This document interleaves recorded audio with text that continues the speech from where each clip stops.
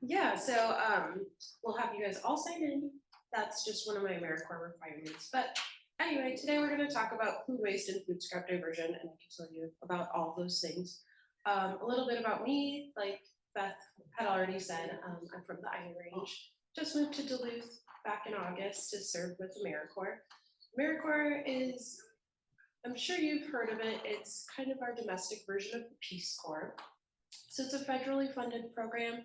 Minnesota Green Corps is through the Minnesota Pollution Control Agency. We have 48 members this year who are serving 11-month terms all throughout Minnesota. There are 4 in Duluth, well, the Duluth area. We have 1 at the Fond du Lac Reservation, 1 at Essentia Health, 1 at University of Minnesota Duluth, and me at Western Lake Superior Sanitary District. So really excited to provide service. Part of my service is providing these workshops and just teaching people how to divert their food scraps and turn it into compost. Any questions? How bad does it smell when it's in the house? Actually, so at the end, everyone is welcome to take one of those bins, and it has a lid. We keep ours underneath the countertop. So when we open it, you can plug your nose if you're sensitive to smell. I'm a zookeeper, so smells don't bother me. If there's broccoli in it, it smells worse. Just saying, because I just had broccoli this week, and yeah, there's a odor from broccoli. Broccoli is one of the smelly ones. We do our coffee grounds, and that kind of helps mitigate the smell a little bit, but it kind of depends what you eat. Meat and dairy is going to smell the worst too. Yeah, so it's great to see that you guys have the infrastructure to divert your food scraps. Just bring it to church every Sunday. That's great. I'm really excited about that. Go down. Nope. Spacebar.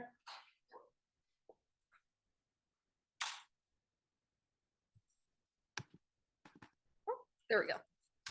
So you should just be able to click the corner. All right, cool. And you guys are getting a really good preview of every Sorry about that, guys. There we go. Number 2. All right. So when we talk about food waste, there's a lot of it. In the US, we throw away 30 to 40% of our entire food supply. Our food system is broken. It is very broken. 62% of the food that Minnesotans throw out could have been donated or eaten. And I'm guilty of that too. You make a big meal on Monday throughout the whole week, but Wednesday your friend calls you up and you're like, oh, let's go out to dinner. That'll be a great way to connect. And your food just sits in the fridge and then goes bad. So that's kind of what we're talking about, reducing this food waste. If you shop very intentionally, a family of 4 could save $1,200 a year. So question, who has a grocery list when they go shopping? That's pretty good. Who shops once a week? So the people who tend to shop once a week and plan more, they end up having less food waste. But if you're like me and Nate, we live a block away from Super One. So we pretty much go to the grocery store every day. And it's really about being really intentional about what you need, what you're going to eat, and not buying too much. Because when you buy too much, then it gets thrown away. So what happens when food gets thrown away? So food waste makes up 18% of the landfill in Minnesota.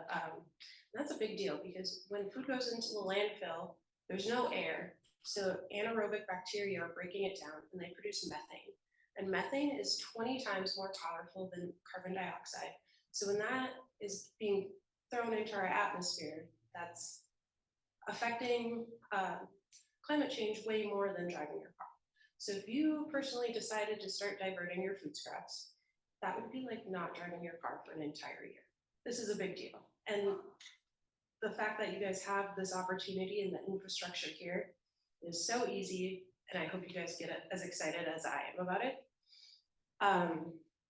But also when we landfill our food scraps, we're losing valuable nutrients and organic matter. So that's when, with compost, you can add it to the soil instead of harmful fertilizers, which are chemicals, and a lot of times they're derived from oil. So this is a really important hierarchy. It was put out by the EPA. But when we're talking about food waste, we're really excited about composting. We have really good infrastructure to compost in Duluth, but it's more important to feed hungry people and to feed animals. But source reduction is talking about shopping smarter, eating your leftovers, even though they're gross. And also just being creative with your leftovers. You know, if you needed a tiny knob of ginger, but you have a whole root of it, maybe make a smoothie the next day. Does anyone have any good leftover stories? Any good leftover tips? Yes. Every now and then, if we have some like fried rice leftovers or something left over, I'll throw it in a pan and just crack some eggs and turn it in there. Add a little bit to it. Yeah, I Some love people that. just take a couple things and just add a couple pieces of leftovers. Changes it up. Yeah, taking your food waste, I'm repeating it so Zoom can hear it, but taking your food waste from a restaurant and kind of revamping it, in this case, fried rice, adding some eggs, kind of giving it life again. Yeah. I've been sharing a meal at restaurants because it's just too much to eat. And so and you can bring your own container if you hate that the restaurant uses styrofoam.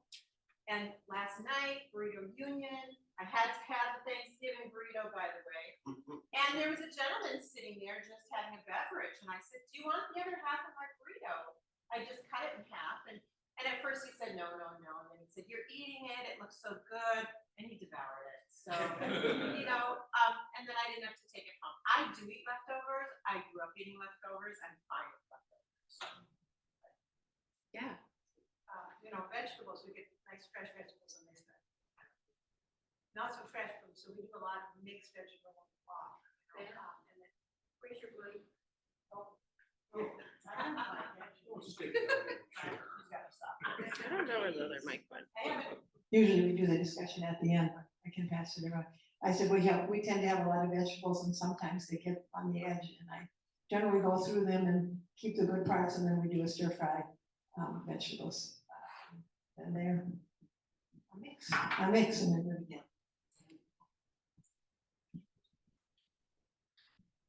I'm loving all these tips. Let's keep them coming. If our vegetables are marginal, like maybe mushrooms that wouldn't be terrific fresh in the salad anymore, I make a stroganoff, right? Or you throw them in an omelet, yeah. Cook them if they don't look great fresh. That's a good one.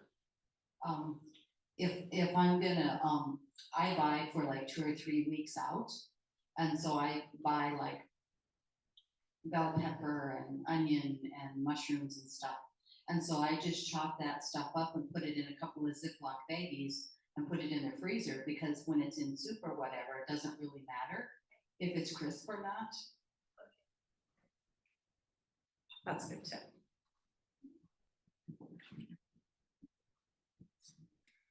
I discovered an author named Lisa Bryant. She's got a website, Downshiftology. And what she basically is into is she's got a really good book on meal planning. That you can do it.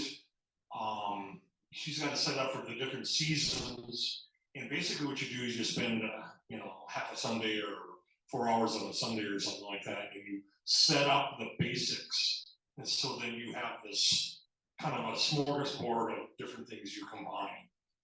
And have I done it? No. But will I? Yes. What I would like is that I see a direct between this kind of thing and what, and basically having some kind of group that is into that kind of developing that set of skills. There's one on the chat from Zoom. Meredith Cornett says, I love to put leftovers in the freezer if I'm getting tired of them. It's the perfect pause button and they taste delicious later. I love that tip too.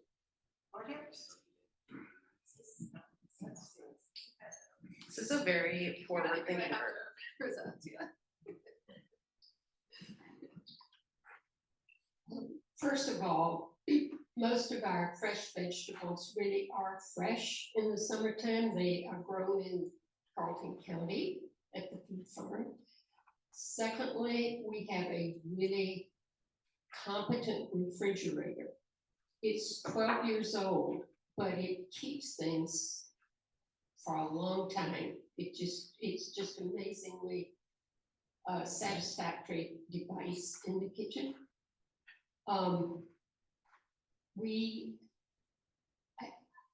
One of the things that I heard decades back, people trying to manage their food budgets have to go out to eat because they don't have anything ready to eat quick on a weeknight or whatever. I find it's really beneficial to have cooked rice in the fridge. And then you do all these other things with rice. And we happen to love one dish meals, especially in winter. So there's so many ways to enjoy food, even after you've had it for a couple of weeks.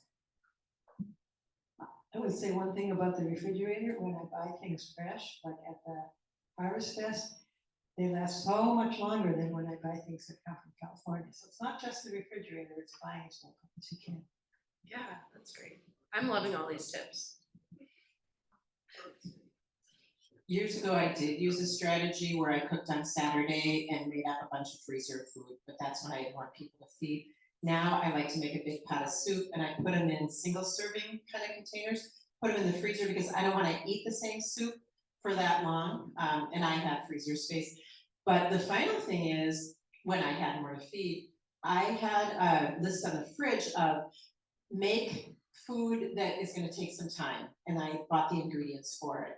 And I'd also go through the cupboard and see what I had, that obscure can of whatever, okra, and then specifically shop grocery items to go with that. Otherwise, they sit in the cupboard and, you know, date out. And then I had a quick list. And so I put those freezer items in there so that when I was hungry, I could force myself to say, wait a minute, you have this and you can warm it up and eat it. And so there were quick foods, slow foods, and then, you know, kind of that fruity vegetable kind of stuff. So my list had sections, and I shop that way too, so that you shop smart, so that you don't, you know, you're able to go, all the fruits and vegetables are in one area. So you're not running around the grocery store like a ping pong ball. I really like that tip. You could put like a dry erase board like on your freezer and just kind of inventory. Yeah, for me it was paper, but yeah. Yeah. Go ahead, Sarah. So this isn't a part of my presentation, but I'm loving talking about source reduction because that's the top of the hierarchy, and that's the most important. That's why it's on top. So is everyone familiar with the codes on our food that we buy? So there's sell by, there's expiration dates. I don't have each one listed because I didn't include it in my presentation, but Best Buy, yep. So when you see sell by at a store, especially like Costco's deli, does anyone shop at Costco? Yeah, so their deli, it will say sell by because they want you, because the portions are huge, they want you to be able to eat it for 7 to 10 days. Afterwards, Mhm. after it's purchased. After it's purchased. So when it comes to those things, if you see, oh, I have this giant sandwich that says sell by, and it could still feed me, but oh, it's been a couple days. Should I throw it away? Am I going to get sick?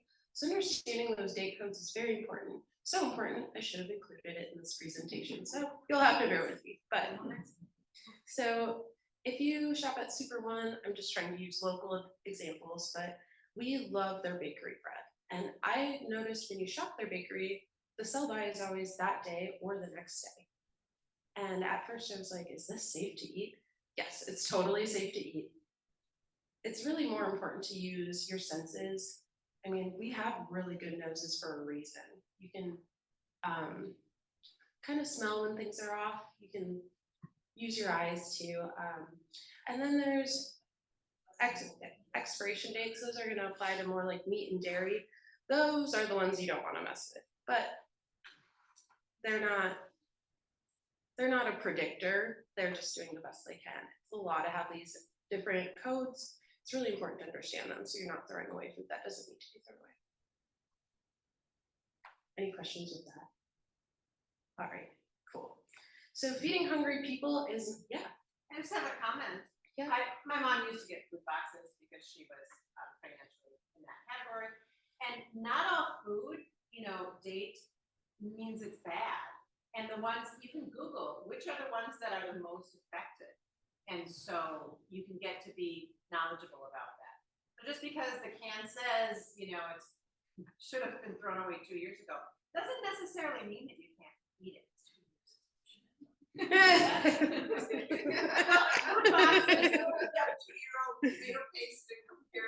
No, tomato is bad. Yeah, tomato is bad, and anything shellfish is bad, so like tuna. And I just had someone from India at my house for a month, and she left her food out on the stove all the time because of the mustard oil that she puts in it. So we have been programmed in the United States to have a super high bar for what's allowed, acceptable, and we'll actually sort of look down on people who don't follow that rule, but it's not necessarily, putting our culture on someone else helpful. So I'm just saying that we've actually taught ourselves to sort of, look down on those dates and make fun of people who eat that food, but it's not necessarily.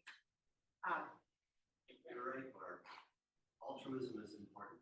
Shellfish is bad. Yeah, but you can Google which foods you can still eat when they're past that date. yeah, does anyone float their eggs? Float. Yeah, so with eggs, they have their expiration date. It's usually within a few weeks of purchase, but I used to be a bird keeper and we would store eggs for incubation.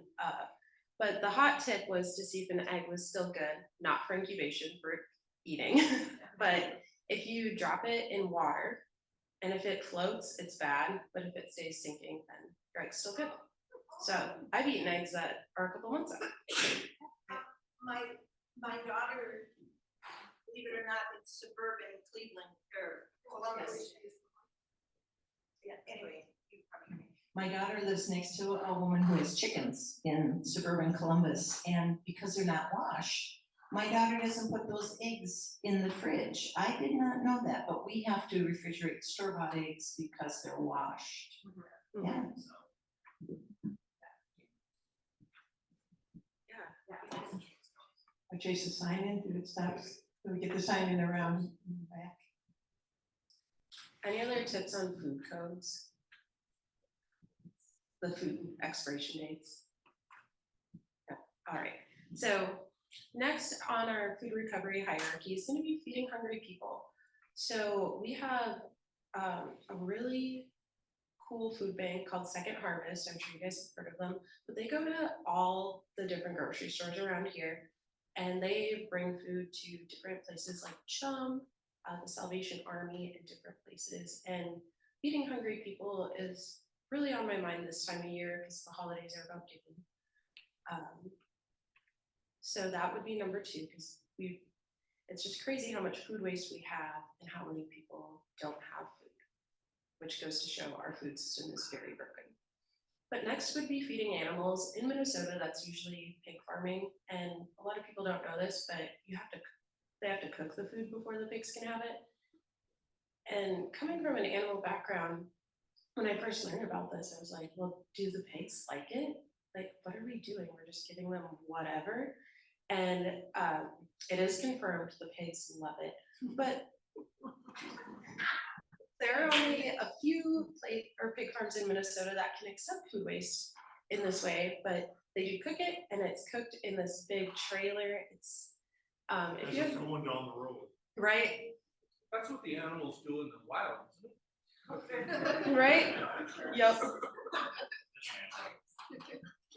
But feeding animals could also go by, like, if you have chickens or if you have a neighbor with chickens, chickens like to eat everything as well. So Ducks, absolutely lots. yeah. There are some of the schools around, and if you've ever been to One of Duluth schools and seeing how much food waste goes into the garbage can after lunch, partly because they're required to put the food on the tray for the kids, trying to get them to eat healthy things, but that's another story. But there are some of the schools, at least when I was subbing a long time ago, that they had local farmers pick it up. And so I don't know if those rules apply because they're just feeding that pig for their own use. So there are lots of schools that are doing that and teaching kids some really amazing stuff. So those are the ones that we should emulate. Yeah, that's Cog great. has got a worm program. The red worm. Yeah, so that actually falls lower down because those red wrigglers are a type of composting. But yeah, feeding animals is just as important because we're not growing them more food and wasting all those opportunities where we could be growing food for people. But yes, so today we're mostly going to be talking about composting because WLSSD has a big industrial composting system, and it is pretty incredible that we have access to this because there are only, I think, 7 industrial composting sites in Minnesota, and the fact that we can bring our food scraps to one, pretty cool, pretty slick. In Omaha, we had to work with a for-profit company called Hillside Solutions. We had to pay to divert our food scraps, and we can do that for free here. And I really want to spread the word on it. All right, so we kind of went through this a little bit, but what can I do? Shopping smart. I also bring up this meme. It's kind of been going around the internet. It comes around every few months, but almost left the grocery store without buying a bag of spring mix to throw unopened into the garbage in 2 weeks. And Yeah. I know we've all done it. I've done it too. Sometimes when I go grocery shopping, I'm shopping as my ideal self. Like, I'm healthy. I'm gonna eat this, I'm gonna eat that. And right now there's an expired veggie tray in her fridge. So I bought that as my ideal self. But when you're shopping, just to even save money, just be realistic with yourself. Like, hey, I will eat some healthy things, but I want unhealthy things too. And if you're like me, if I don't like the food in my fridge, I go out to eat and then I waste my food too. So just really thinking and going inward and seeing what you like to eat and what your habits are. With Thanksgiving coming up, there's a really cool guesstimator tool with savethefood.org. You can punch in like how many people you have, if they're a big eater, if they're a small eater, what's on your plate, and then how much it'll generate kind of a shopping list. Because Thanksgiving in particular, every American wastes 1 pound of food. So moving on, eating and using your leftover food. I don't like leftovers very much, but I try to be really mindful of it, and storing your leftovers right too, like freezing it, that was a really good tip. And then lastly, if your food scraps are going bad, you can bring them to the compost bin here. Does anyone have any other tips? All right. So going on WLSSD's industrial composting program, we were the first in the country to have a drop site program where you can drop off your food scraps for free and then they'll be made into compost. To put it in perspective, Chicago started that in 2023. We've been doing it since 2005. Pretty cool. So it started in the early 1990s. The state of Minnesota banned yard waste from the landfill. They don't want brush and sticks and all those things to go in there because it's taking up valuable space, and our landfill's closing in 2026. So this is on all of our minds, and they've not cited a new landfill. So we really gotta keep that going as long as we can, because after that, our trash is gonna probably go up to Virginia, and our district has 16 semi-truckloads of trash every day. So just thinking about the gas going up to Virginia compared to Superior. So landfill space is We have school valuable. buses dragging along behind the trucks. Right? Transport people back and forth. Yeah. We don't have the infrastructure for that yet, but I like where that's going. So in 1994, WLSSD opened a yard waste site, and that I'm sure you guys are familiar with. It just closed yesterday, so if you have any brush, you gotta hold on to that until spring, unfortunately. But in 2001, we wanted to start composting. We're getting all this yard waste. You can compost just yard waste, but you can also add your food scraps in there. So in 2005, we started the residential drop site program. Before that, we tried to do curbside, but the haulers, it wasn't really feasible. We have all these ideas of what we want to do, but a lot of people have to get on board for citywide things like this. And in 2006, we had the food waste recovery ordinance instated. Is anyone familiar with our ordinance? Is that the home composting ordinance or no? No, so restaurants, they have a lot of food waste. And if you're in our district, which is Duluth, Carlton County, this whole area, all your pre-consumer food waste has to be diverted to people or to compost or to animals too. But that's the law. It's for grocery stores too. And that's pretty unique and pretty awesome. So a lot of these local restaurants, because it's the law, they have to divert their pre-consumer food scraps. A lot of them, when you get their dish, they get their dishes back, they end up diverting those food scraps as well. Not all of them, but it's a pretty cool program. Really proud to be from Duluth again.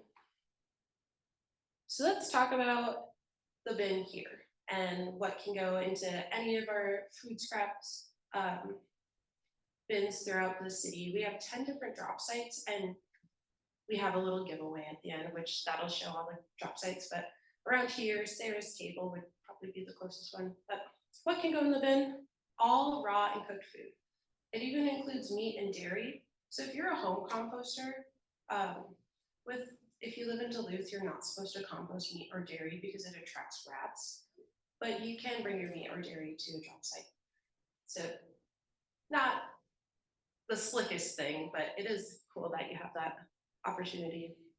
But I really wanted to hone in on the only serveware that can be composted needs to be BPI certified, and that's to keep out the forever chemicals. People are going to be talking about this more as it comes in, but PFAS is a chemical that's on a lot of different like fast food wrappers. I mean, it's everywhere. It's on the mascara I put in this morning, but 99% of humans have PFAS in their blood, but we want to keep it out of our compost because that's where we're growing our food. So that BPI is really, really important.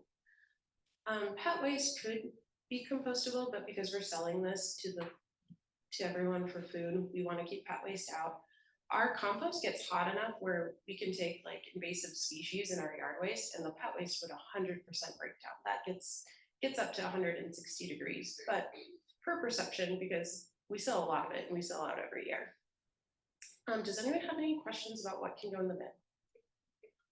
It's here in two sections.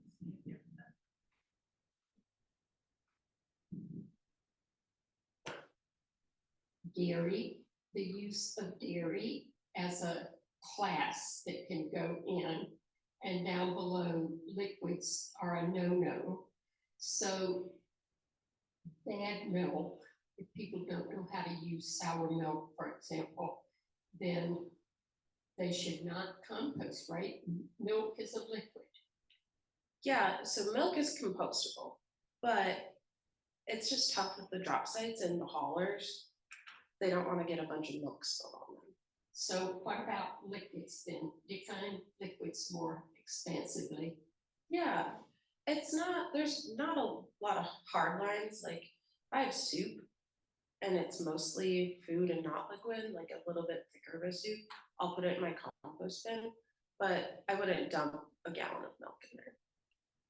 So it's kind of not a great hard line, but just kind of use your best judgment. If you can pour it down the drain, not ideal, but that would be easier than putting it in the bin because of our haulers that we love so much and we don't want to be on their bad side. Or you learn how to use sour milk.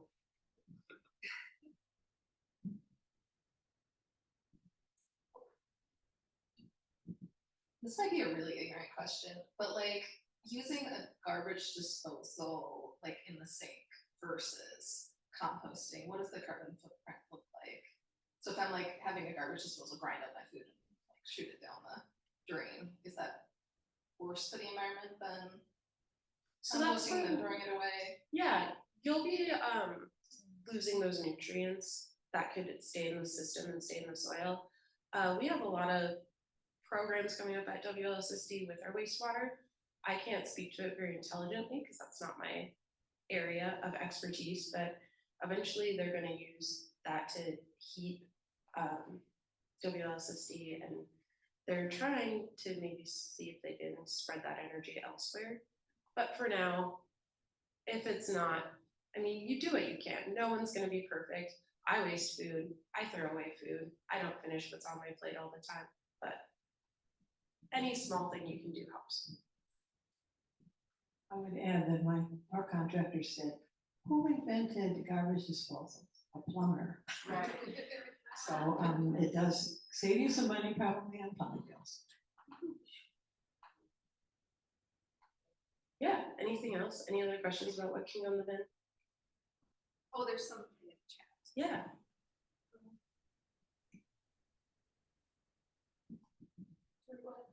Okay, a little bit different, subject in the same vein. We have a family member that has a new composter, a year old or so. And, it's about the size of a crock pot, it's electric. I think it's got a slow churning action. About 4 hours, it turns anything into, looks like parakeet food, dry. And then they just throw it away. That's all they do with it, right, Trees? I think they put it in their garden. You put it in the garden, okay. That's crazy. Yeah, but it was, very expensive as well. Yeah. It was about $800. And it takes electricity. Yeah. You know, so it's not the greenest process, but it sure helped them because they throw away a lot. Yeah. I don't know, yeah. Just gonna repeat that they said it's an expensive device you can buy for your home, but yeah, and it uses electricity, so. we It have a sounds free- like, well, I mean, our compost site uses gas, because they have the big, I don't know my heavy equipment very well, so bear with me, but Front loader. yep, the big front loader powering things through, so no process is perfect. And anything is better than putting it in the landfill. So Meredith and Sally online were, Sally Munger and Meredith Cornett were wondering about the napkins. They said they, that they usually put them in their compost. Why can't napkins be composted?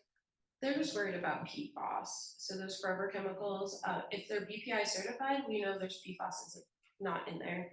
PFAS isn't harmful in low amounts, but in high amounts, it can cause cancer.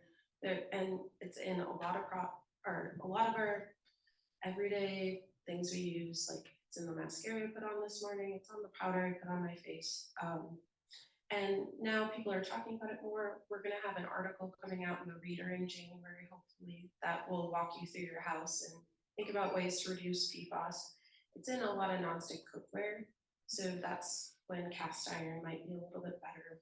It's on our raincoats, anything that's waterproof or foodproof. But the state of Minnesota is working on that. They banned it from food packaging. So we're making small steps, but we definitely want to keep it out of our compost because we do add that to soil to grow our food. There's one more online and it's from Kathy Heltzer. She says, I have a bin in my backyard. I use it as long as the snow is not too deep together there. And I can get the top open. I assume it's fine to put stuff in there in the winter?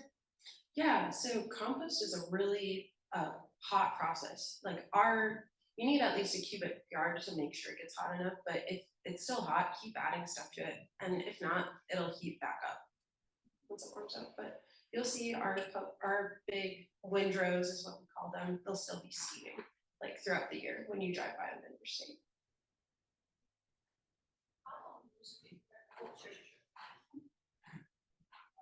Don't you use red worms to compost the material, or what is it, just bacteria? It's just bacteria and microbes in our case, but that's a different kind of composting, which is really cool. They're called red breaklers. They just work really slow, so it wouldn't work as well in our system, but I've heard different places around Duluth do use them.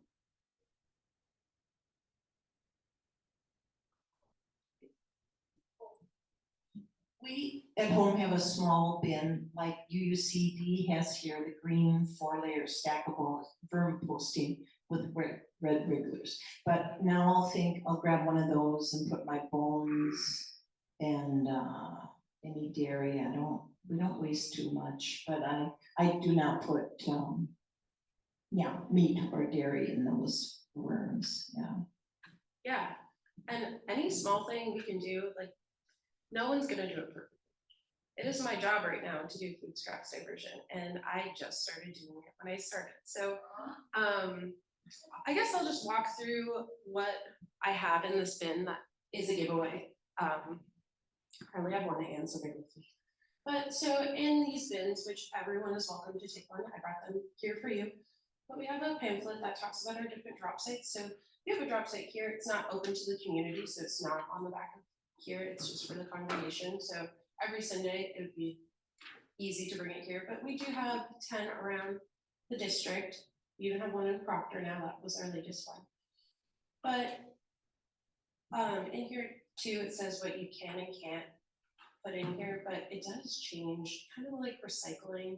It's not ideal, but it is something that every once in a while you need to look up and see if anything changed, especially as we're getting more information about PFAS. Is there any chance you could step in front of the camera? Oh, Sorry, yeah. the Zoom audience wanted to see Do you want me it. to hold the bin for you? Sure, that would be great. My wonderful assistant. All right, so this is the drop site pamphlet, and I can always bring more of these over from WLSSD. These are BPI certified bags. We'll talk about that in the next slide as we're moving along. This is talking about the compost we make at WLSSD. It's called Garden Green Compost, and it is for purchase. It sells out every year, so if you want some, be thinking about it in April. And then this is the bin. So for us, meaning me and Nate, because we just started our food scraps diversion journey, we keep this under our counter. There's a lid on it. We line it with a bag, and we put all of our food scraps in there. And then at the end of the week, on Friday, because WLSSD is a drop site, so that's the one I use, I just bring this whole bin in my car, and then I dump the whole bin with the bag into the food scraps dumpster. It's really important to not try to pick up the bag because food scraps are really juicy, and especially in your car. I just don't want that to happen to anyone because that would be a big bummer. So there's a handle on here, just bring the whole thing out. And then if you line it with a bag, there's not going to be any chunks in there. So we just rinse ours out. We don't have a yard or a hose or anything. So it's pretty slick that it's just going to be liquid. Rinse out, put a new bag in for the next week. And you don't have to, for me, it works well to have a weekly schedule. Like it's Friday, I'm bringing in my food scraps. But you can just do it whenever it's full. But the longer they sit in there, the smellier they are. So once a week works really well for us. Which brings me to the next one. To bag or not to bag. At our drop sites, we prefer people to use bags, only BPI certified bags, because it reduces odor and then makes the haulers happier. But for example, in Chicago, they had so many issues with bag pollution that they don't allow bags. So I thought this would be a good time to ask the congregation, like what you guys prefer for your drop site. Okay, I need to, we're really getting close to time. So, Yes. Waste management has said bags or no bags. What they don't want is untied bags because they fly out of the trucks. So you'll notice in the bin up there is quite a bit of compost dumped without bags. But you could, so it's kind of your preference at home, honestly, how you want to handle it at home. The bags, well, she has rolls of bags here, but then otherwise you buy them, Co-op or Marshall are very good places to buy them. Or you could go to one of our residential drop sites and you can get them for free too. You can get some, depends on how many they have, you might want to get a few, so, yeah. But don't stockpile them because they do age out. We had a box in the kitchen and it was just powder. Yeah, evidently, and then eventually they will even in the air compost themselves, which is why they're compostable bags. Yeah. And that brings us to the, garden green compost. So we can take invasive species, like I mentioned, it gets hot enough. It's available for purchase and it is tested through the seal of testing assurance. We start submitting it for testing in the winter. And then when we get the go ahead, it takes like a year for compost to fully mature and cure. So if you guys ever make it to the compost site, we can show you like which piles are for what year. So that's kind of fun to do, but We were asking questions throughout, so I hope you guys gained some tips and tricks to reduce your food waste and you guys feel empowered to divert your food scraps. And if you have any questions, I'm hanging out for the service and I would love to talk to you guys more.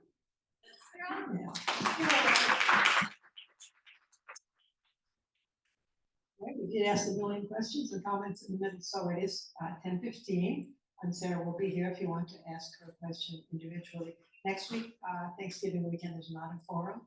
Somebody can tell me the week after, I'm not sure what that is, but thank you all for being here, and you can grab this and put it under your chair during the service. There's a roll of bags in each one, or you can come back and get them So later. when you fill that, you dump it outside, there's a composter outside. She showed the picture of it by the exit door under where the rhubarb plant was growing, right on the concrete wall on the side of the exit. There are 2 bins. And just know that you don't need a bag. In fact, Ron Weigren is the contributor of our bins. He's doing that as a gift to the church, and he prefers no bags. So don't feel stressed out by bagging things. We don't require it. Thank you. Okay. But if you're like, I mean, I have my own here. I have a little compost on the counter. I just have my little thing, and there's a bag, and you know, if you want to give it a smell.